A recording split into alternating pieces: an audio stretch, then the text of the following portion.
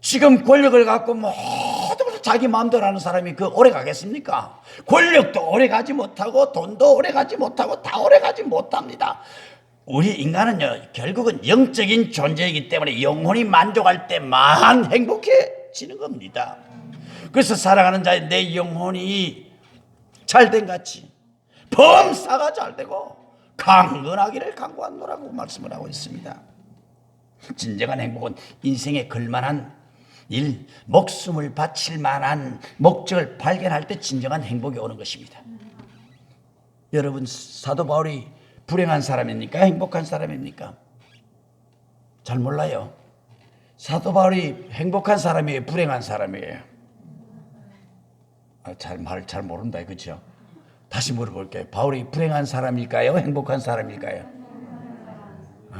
억지로 물으니까 대답은 하긴 했는데 행복한 사람이다. 진짜 행복한지 얼굴에는 안 나타납니다. 인상 쓰면서 행복한 사람입니다. 억지로 모두 대답은 하긴 하지만 뭐 그게 행복했습니까? 예수 믿고 망했습니까? 육신적으로 보면 망한 사람일 수도 있습니다. 그러나 목숨 걸만한 인생의 목적, 사명을 발견한 사람이거든요. 마지막에 사도 바울은 참수형의 순교를 당합니다만 기쁨으로 천국에 들어갈 수 있는 겁니다. 영적인 면에서 영원을 두고 생각하면 바울보다 행복한 사람이 어디 있겠습니까?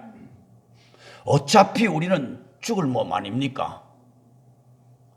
그러나 주님 위에 일하다가, 주님 위에 헌신하다가, 주님 나를 부르시면 주님 나 여기 있어요. 아니 보세요. 스데반을 누가 불행한 사람이라고 이야기하는 사람이 어디 있습니까? 복음을 전하다가 돌에 맞아 죽습니다.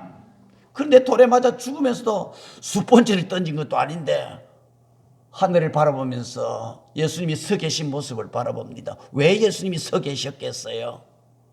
여러분, 운동 경기장에 가서 운동을 할 때 보면은 앉아서 응원하다가 우리 편이 잘한다고 앉아서 응원하다가 흥분되면 어떻게 해요? 많이 가보셨던 거 그죠? 네. 일어서 벌떡 일어서 박수를 치고 춤을 추고 그냥 제철을 취하고 이겨라고 응원을 합니다. 우리 주님이 스데반이 돌에 맞아 죽는 그 모습을 보면서 일어나 계신 거예요. 춤을 추고 계신 거예요. 응원을 하고 계신 거예요. 스데반아, 그래 죽는 거야. 여기 부활의 신앙이 있는 거야. 천국이 있는 거야. 그걸 스데반은 알았던 거예요.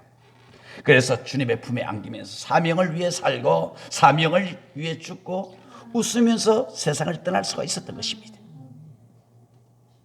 이번 사순절에 정말 주님의 사랑은 깊이 체험하시고 그 사랑 때문에 주신 주의 복음을 사명을 위해서 결단하는 실천이 있게 되기를 주님의 이름으로 축복합니다.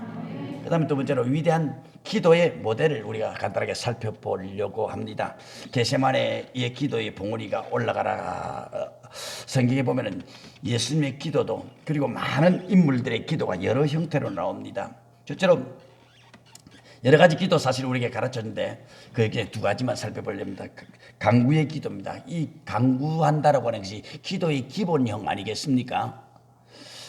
여러분도 간구할 제목들이 많이 있습니다. 예수님도 지금 간구형의 기도를 가지고 기도합니다. 먼저 아버지께 하나님, 아버지 이 잔을 옮겨주세요 라고 기도하십니다. 이것은 자신의 소원을 아뢰는 간구의 기도입니다. 간구의 기도는 기도의 기본형이라고 말할 수가 있어요. 가장 기본적이고 보편적인 기도 형태입니다. 하나님은 우리가 드리는 간구의 기도에 응답하시는 하나님이세요. 축복하시는 하나님이세요. 문제를 풀어주시는 하나님이세요. 물론 예수님의 경우는 하나님이 더 좋은 뜻이 따로 있기 때문에 응답하지 않으셨지만 응답 없는 것도 응답이에요. 기도에는 세 가지로 응답이 나타나죠. 즉시 응답하는 경우도 있고 내가 기도했을 때 주야 이것이 필요합니다. 그럼 즉시 응답이 되는 경우가 있어요.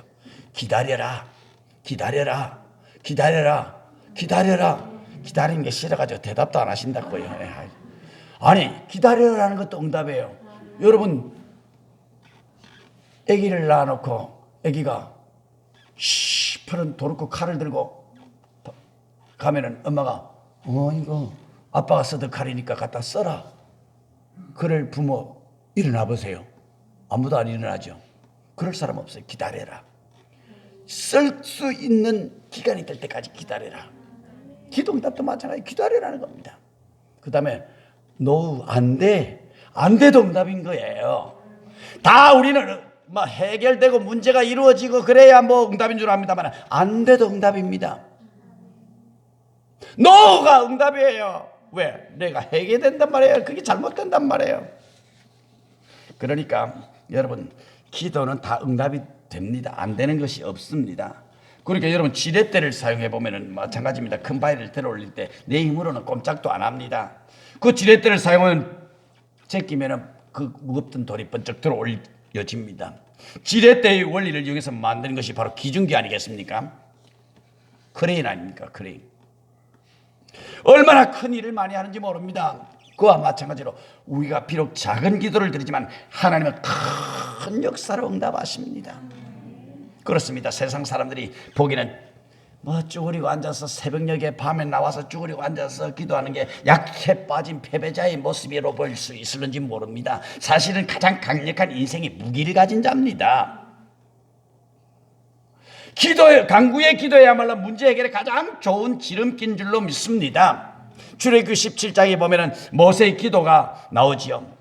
광야에서 그 광야를 통과하면서 이스라엘이 아말렉 족속과 전투를 벌입니다. 전쟁도 겪어보지 못했고 군사들도 변변치 못하고 무기도 변변치 못합니다. 근데 모세는 어떻게 합니까? 산에 올라가가지고 산 꼭대기에 올라가서 두 손을 번쩍 들고 있습니다. 기도하기 시작합니다. 그런데 모세가 손을 들고 있으면은 아말렉 족속이 후퇴를 합니다. 이스라엘 백성들이 공격을 합니다. 손이 아파서 내려오면 이스라엘 백성들이 후퇴를 하고 아말렉 군사들이 공격을 해옵니다. 그래서 아론과 훌이 그냥 올라가가지고 그 손을 들고 그냥 받쳐주고 있는 것이죠. 기도의 능력입니다. 이게 영적 전투가 오늘 치열하게 벌어지고 있는데 우리는 두 손을 높이 들어야 하는 겁니다. 하나님 이 손을 잡아주세요. 이 민족을 하나님 불쌍히 여겨주세요. 하나님 우리 교회를 도와주세요. 한국 교회를 회복시켜 주세요. 기도의 손을 높이 들어야 합니다. 그다음에 예수님의 기도는 순종형의 기도입니다. 기도의 아주 고급형이에요. 예수님은 자신의 손을 아랫위에 이어서 뭐라고 기도합니까? 아버지의 뜻을 구합니다. 내 뜻대로 마옵시고 아버지의 뜻대로 하옵소서. 이 기도가 겟세마네 동산의 기도의 클라이막스입니다. 이 기도를 위해서 주님은 피땀 흘려 기도하셨습니다. 이것이 자신의 뜻과 손을 갖고 기도하다가 마침내 아버지의 뜻을 헤아려 기도하는 겁니다. 기도는 쌍방적인 대화입니다. 그렇기 때문에 내가 일방적으로 손을 아래고 끝나면 안 됩니다. 인간관계에서도 마찬가지입니다. 대화가 어디까지나 쌍방관계입니다. 그런데 한 사람이 상대방의 일방적으로 용건만 말하고 일어서기를 바란다면 얼마나 황당하겠습니까? 서로가 대화합니다. 우리는 기도할 때 그렇게 많이 기도하죠. 하나님 막 다다다다다다 해놓고 하나님 응답도 안 받고 그냥 나가버립니다. 기도할 때는요 잠깐의 시간이라도 묵상하고 하나님의 음성을 기다리는 것이 필요합니다. 쌍방에 대하니까 기도를 하나님 따다다 했으면은 두두두두 할 때까지 기다리는 겁니다. 하나님 말씀할 겁니다. 내 말만 하지 말고 기다리라무나. 네 말만 떠들이지 말고 기다리라무나. 우리가 기도할 때 내 손을 아래는 것 이상으로 하나님의 뜻이 무엇인지 내 마음에 귀를 기울여 듣는 것이 중요합니다. 그래서 그 뜻을 순종할 때 하나님이 가장 좋은 것을 이루어 주십니다. 여러분 무엇을 위해서 기도하십니까? 무엇을 위해서 기도하십니까? 금년 여러분 사순절을 지금 우리가 보내고 있습니다. 2월 14일부터 이번에 정말 연례적인 절기가 아니라 위기의 대한민국을 위하여, 위기의 한국교회를 향하여, 예배 회복을 향하여 정말 절실하게 기도해야 될 때입니다. 코로나가 문제가 아니지 않습니까? 엎드려 기도해야 됩니다. 법치가 다 무너지고 있어도 기도 안 합니다. 잘 굴러가겠지. 그렇지 않습니다. 기도해야 될 때입니다. 기도해야 될 때입니다. 여러분 이 사순절 기간 동안 기도하는 데 힘쓰는 기간이 되셔서 여러분의 삶이 정말 하나님 앞에 인정받는 믿음의 사람들이 되시기를 바랍니다. 한 가지 이야기만 하고 마치겠습니다. 1940년 제2차 세계대전 중에 실제로 있었던 일입니다.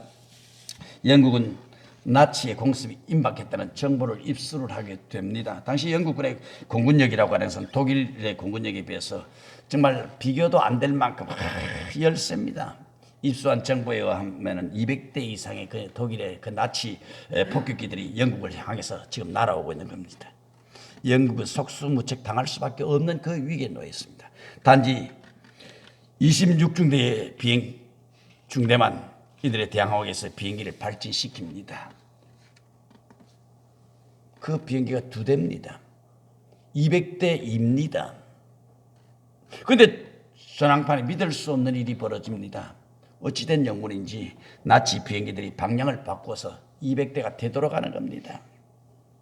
그런가 싶더니 눈 깜짝할 사이에 185대의 나치 비행기들이 격추가 됩니다. 나머지 몇 대의 비행기들만 간신히 격추를 면하고 도주를 해버립니다. 영국이 비행기 2대로 200대의 독일군 비행기를 다 물리쳤습니다.